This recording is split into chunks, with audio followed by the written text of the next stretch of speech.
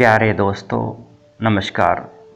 दोस्तों, कुछ समय पहले मैंने शिविर में विपश्यना ध्यान का अनुभव किया।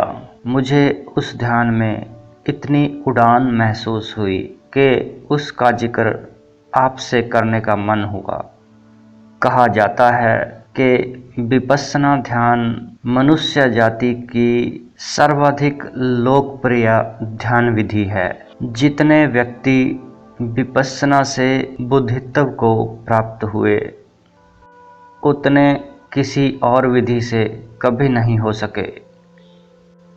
विपश्यना अपूर्व है।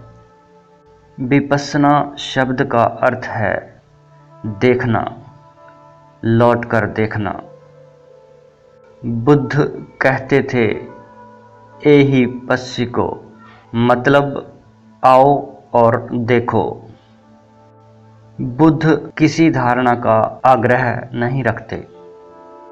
बुद्ध अपने किए पर विश्वास रखते थे। इसलिए बुद्ध के मार्ग पर चलने के लिए ईश्वर को मानना ना मानना, आत्मा को मानना या ना मानना आवश्यक नहीं है।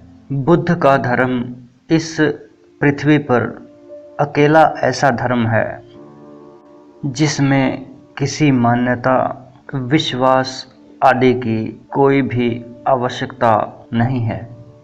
यह एक वैज्ञानिक धर्म है।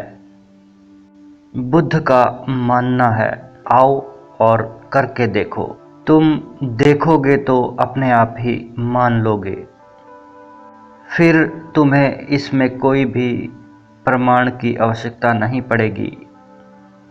और जिसे देख लिया उसे मानना नहीं पड़ता, बस हम ऑटोमेटिकली मान ही लेते हैं।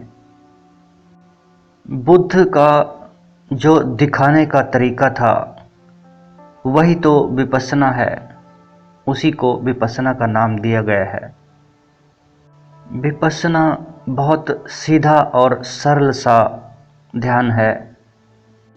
अपनी श्वास पर कंसंट्रेट करना है, उसे आते और जाते देखना है, साक्षी भाव से उसे देखते रहना है।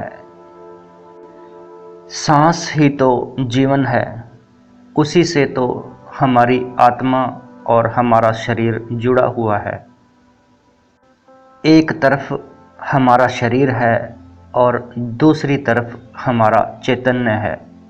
श्वास दोनों के बीच पुल का काम करता है। दोनों के मध्य में यह पुल है। इसलिए यदि हम श्वास को ध्यानपूर्वक देखते रहें तो हम दोनों तरफ की सच्चाई देख सकते हैं। लगातार इसे देखते रहने से हम अपने को शरीर से भिन्न देख सकते हैं। इससे हमारा जो असल है, हमारा जो मैं है, वह जागृत अवस्था में हमें मिल जाता है। उसकी पहचान हम आसानी से कर पाते हैं। श्वास की इस प्रक्रिया को देखने में यह जरूरी हो जाता है कि हम अपनी आत्म चेतना में स्थिर हो जाएं, तभी यह कार्य हो सकता है। बुद्ध ने सीधे तरह नहीं कहा कि तुम आत्मा को मान लो, लेकिन श्वास को देखने के लिए दूसरा कोई उपाय ही नहीं है। इसलिए जो श्वास को देखेगा वह सांस से भिन्न ही हो गया। और अगर ऐसा हो गया, जो श्वास से भिन्न हो गया, वह शरीर से तो फिर भिन्न हो ही गया, क्योंकि शरीर पीछे है, उसके पहले सांस है और फिर उसके बाद हम हैं। इसलिए अगर हम सांस को देख लेते हैं तो अनिवार्य रूप से हम शरीर से तो अलग हो ही गए हैं। इस तरह से सांस से छूट जाते हैं तो जो शाश्वत है उसका दर्शन हमें हो ही जाता है। क्योंकि जो असल है वही रहेगा। इससे हमें शाश्वत का दर्शन हो जाएगा और उसी में उड़ान है। सब कुछ उसी से है, उसी की गहराई है और वही ऊंचाई पर है। इसके अलावा जगत में और कुछ नहीं है।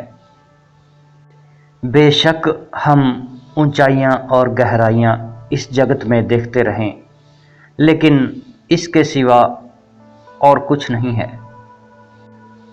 जरा ध्यान देने की ज़रूरत है। किसी भी सूरत में हमारी सांस महत्वपूर्ण है। हम देखते ही हैं, जब हमें क्रोध आता है तो हमारी सांस कितनी तेज़ हो जाती है, तीव्र गति से चलने लग जाती है। इसी तरह अगर हमें करुणावश कुछ करना पड़ता है तो हमारी सांस की प्रतिक्रिया कुछ अलग तरह की होती है। जब हम दौड़ रहे होते हैं तो श्वास की गति कुछ होती है, और जब हम चैन से कहीं बैठे होते हैं तो हमारी सांस की गति जो है वह अलग तरह से शिथिल पड़ जाती है। जब हमारा मन चंचल होता है तो हमारी सांस की गति कुछ और होती है।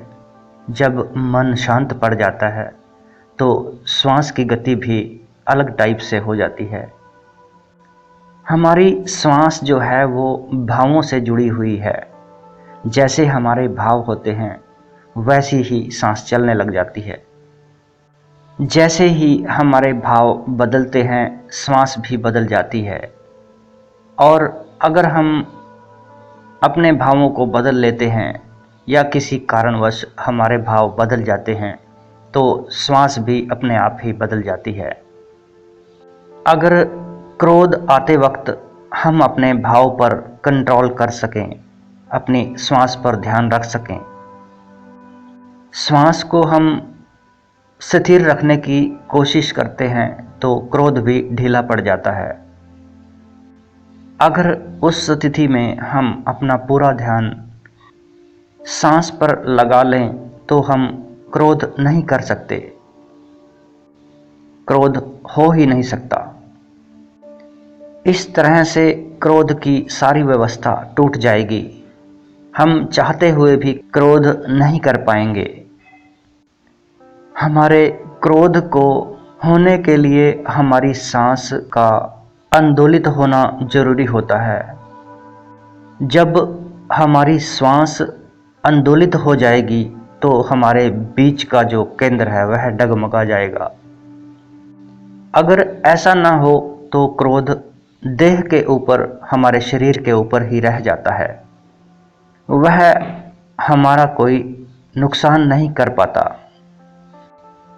क्रोध के आने से अगर हमारी चेतना के ऊपर कोई फर्क नहीं पड़ता तो उस क्रोध का कोई मतलब नहीं रह जाता।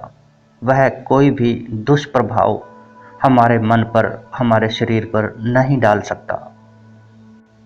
जब क्रोध आकर हमारी चेतना में इंक्लूड होता है तभी उसके दुष्परिणाम देखने में आते हैं। इससे अलग अगर हम अपने भावों को बदल लेते हैं तो हमारी सांस भी बदल जाती है।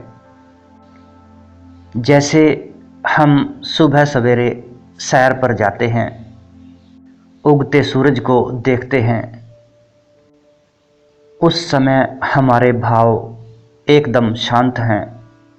कोई मन में तरंगे नहीं उठ रही, सब शिथिल पड़ा है, एकदम शांत।